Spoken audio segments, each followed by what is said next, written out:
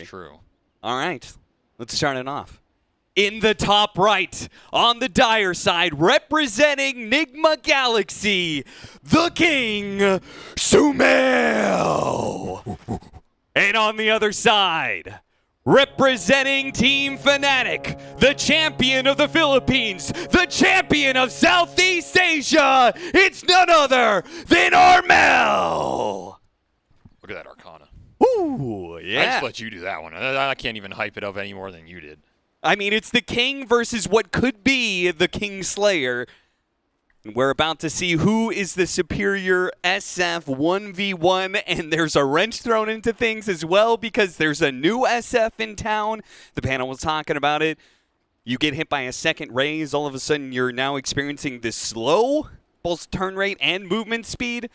So that is definitely going to be a little bit of a wrinkle as we're already going to start off with some early raises, double raising each other already. Instant raise action, triple mango for Armel. No mangoes for Sumail. Really? The man who innovated the mango. The innovator himself, back to innovating the Fairy Fire Bottle Rush strat.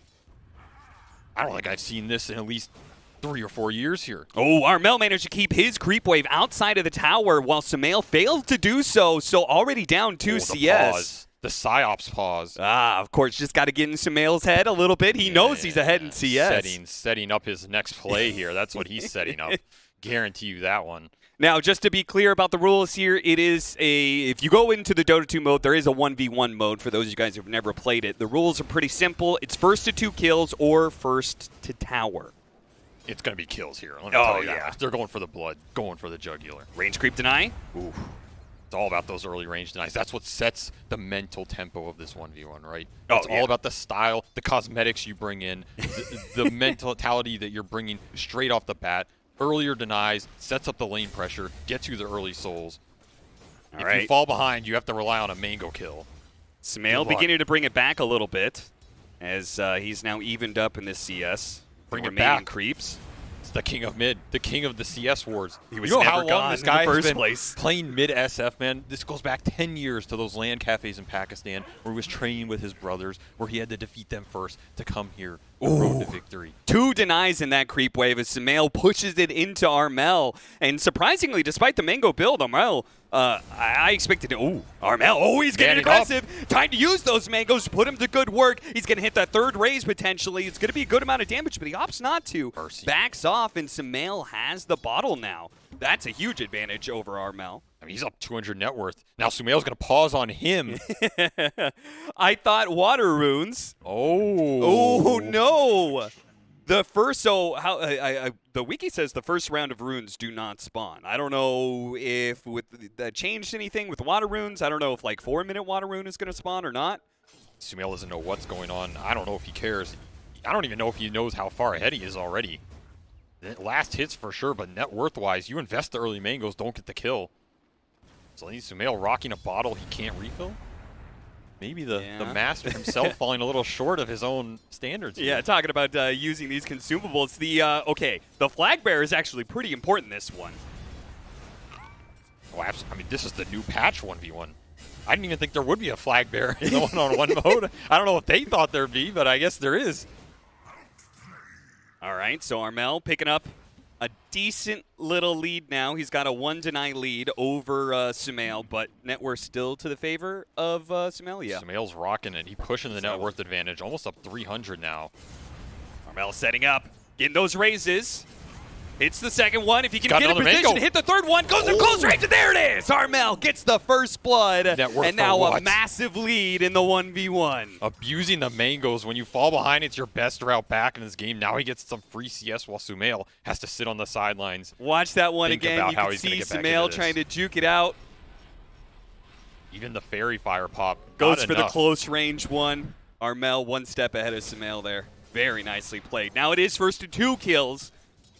But I've seen so many of these 1v1s. Unless you almost immediately manage to get a kill in this period of time where the enemy's probably ferrying themselves to salve, you're at a huge disadvantage. Yeah, but the upside is you can abuse the lack of regen and sustain from Armel here. He has to ferry out these salves. He has to pop multiple here to get back up the full to get into that man fight again.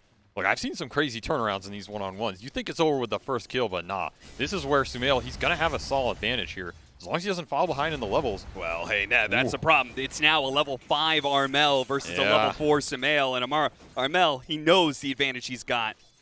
He went for Gauntlet. Just trying to rack up the early survivability here.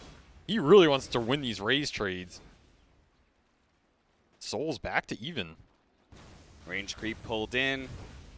Water rune spawn. All right, so the second round of runes does spawn. There it is. Yeah, this is the early investment paying off here for Sumail.